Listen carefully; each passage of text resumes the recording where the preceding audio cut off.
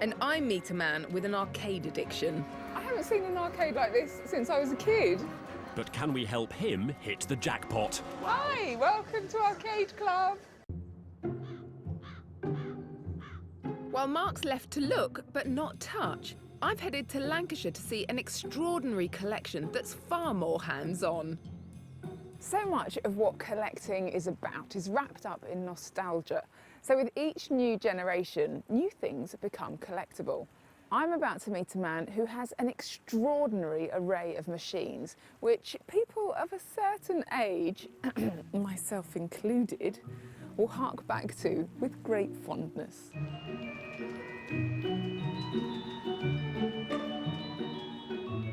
42-year-old Andy is building a collection to recreate a forgotten phenomenon which changed the entertainment industry forever, the arcade.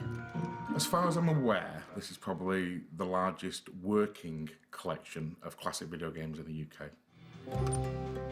Having spent the last 15 years collecting machines, Andy has too many to keep at home, so they're hidden away in this 3,000 square foot unit on an industrial estate. Hi, Jasmine. Andy, nice to meet you. This is amazing. I haven't seen an arcade like this since I was a kid. Yeah, probably the early 90s.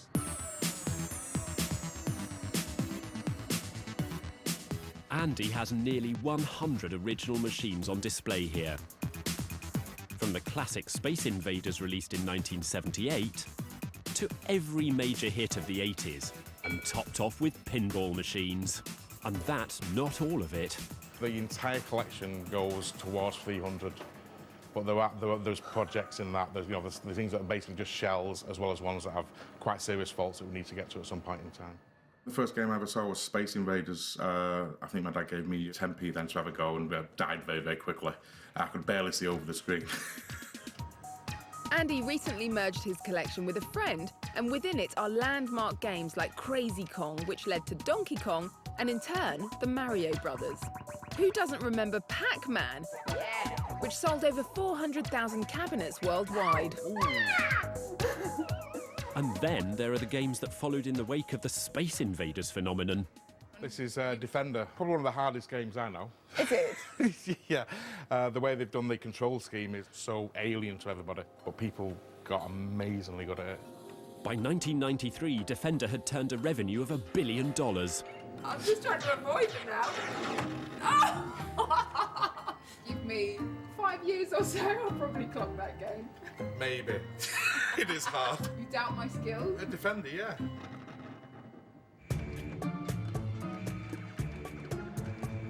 This collection is staggering. Thousands of arcade machines were scrapped at the end of the 90s when home consoles came into their own. And yet here they stand in pristine condition. So where do you get these from? How do you find them? Some of them are from fellow collectors, others are from eBay. They are still out there, stored in garages, stored in lockups, warehouses, at the back of some of the larger arcade operators. But unfortunately, a lot of the time they're stored in damp conditions, so the wood swells, the electronics just rust and die.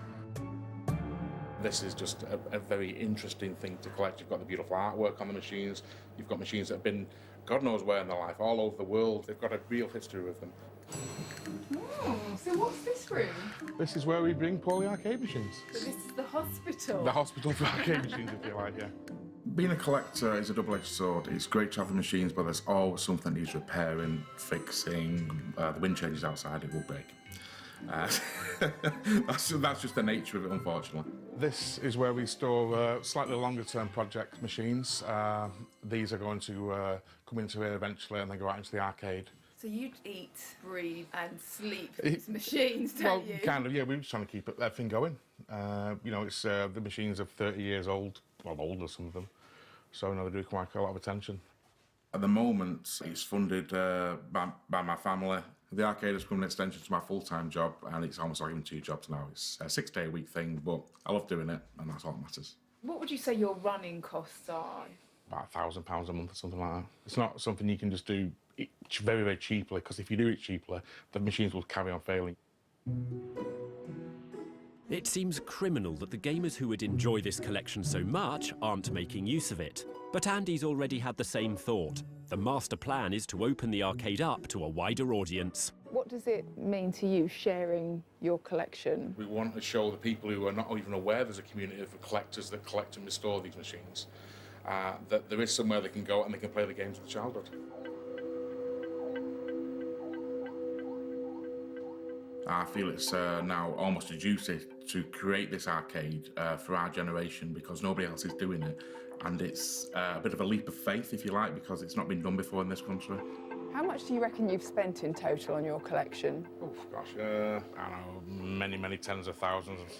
The money thing doesn't really motivate us. It doesn't really motivate collectors Well, as a whole. what motivates you? Keeping them going and keeping them as a collection and actually having an arcade. Andy's reasons for building the arcade are from the heart. Among those dedicated to making this family enterprise a reality is his long-term partner, Gaynor. Do you share Andy's passion for the arcade machines? Yes, I do. Do Absolutely you? adore them, yeah. Ever since I was little, my mum said I should have been a boy, really. Well, girls can play them too, surely. Yeah. When I met Andy, it was like a dream come true. Really? Yeah. In more ways than one, then? Yeah, Or especially you only love him for his arcade games? No. I feel I'm pretty fortunate to have met somebody who actually likes arcade machines and games. It's actually a big thing that with women and arcade machines, they don't like them. Andy says that for him, the collection isn't motivated by money. I mean, where do you stand on that? Would you like to see this collection paying for itself? We want to keep it free for everybody as long as we can. But these things need maintenance. It's not about the money. No. It's about the machines and keeping it together. It's a thing from the past that could disappear one day. Andy wants to open his arcade warehouse for the public to enjoy. But to be sure of its popularity, he's already started on a smaller scale from his computer repair shop. Andy, this is fast becoming an enormous collection. Yes, this is what we call Arcade Club. This is a project that we've dreamt up to see whether people are interested in playing the old games again. Andy's doing it at a bargain price to make it accessible to as many gamers as possible. So for £10, you get 4 hours on all these machines. They're all on free play, and we even include some refreshments in that. Wow. And That it's sounds like really good Yeah, value, it is. actually. It's very, very successful. People love it. We generally get between 20 and 30 people. Everyone absolutely loves it. People are always inquiring about playing the arcade machines. We've even started getting people saying, you know, can we have a party there now? And that's people for the children as well, for 10-year-olds, etc. Most people who come to Arcade Club are between 35 and 45, and they bring their children as well. And it's great. We have a great time. We get on. It's brilliant. Andy has proved there's a market for his arcade and is now ready to expand and open the warehouse for business. We need to make sure the launch is a success, so I'll be drafting in Mark for support. In Lancashire, Andy is about to open up his collection to arcade aficionados from far and wide. It's important to keep them working, to preserve them for future generations as well as our generation.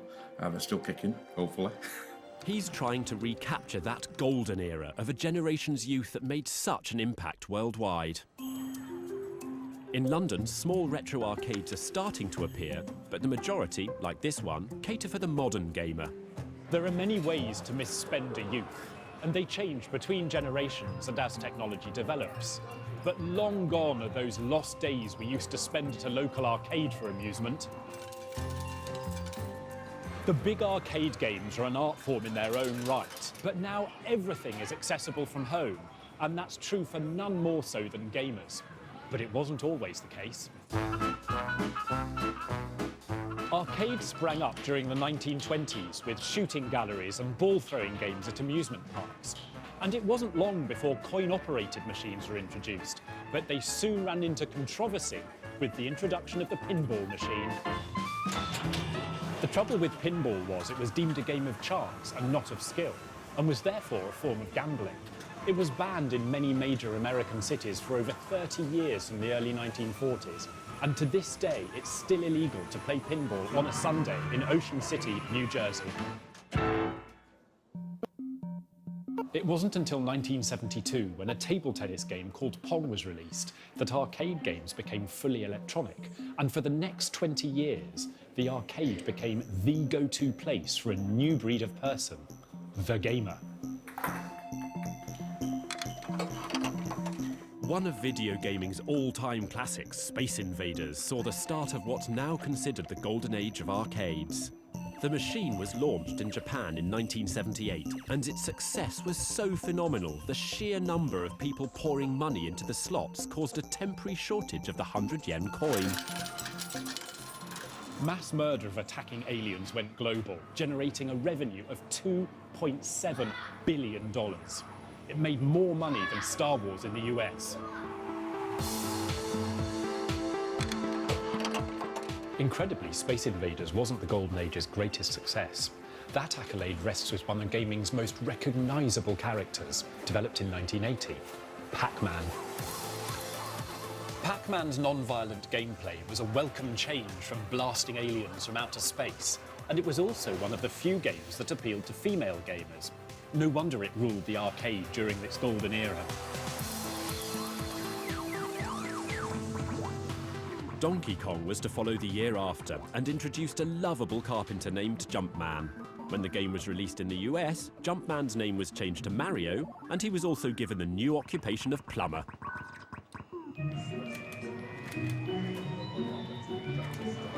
In the mid to late 1980s, home computers and personal consoles, from the Commodore to the Game Boy, began their takeover of the market and rang the death knell for the golden age of the arcade. Given arcade games immense success and popularity, it's no surprise that people who remember them the most are breathing new life into them. And with new generations coming on board, who's to say that the arcade won't rise again and tempt gamers out of the comfort of their homes? In Lancashire, the day has come for Andy to open the doors to his arcade warehouse and find out whether his retro gaming club could be a success on a larger scale. Andy. Hi, Mark. Nice to meet you. Mark. Hello. This is incredible. Indeed.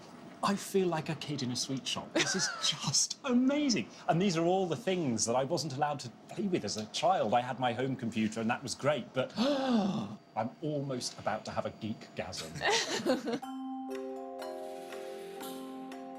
Before the gamers arrive, there's work to be done, and I want to help Andy with his branding. Right, should we pop this on here? While you get on with that, I want to take a closer look at these machines. Their condition is outstanding, which means their value could be a real advantage to Andy in securing the arcade's future.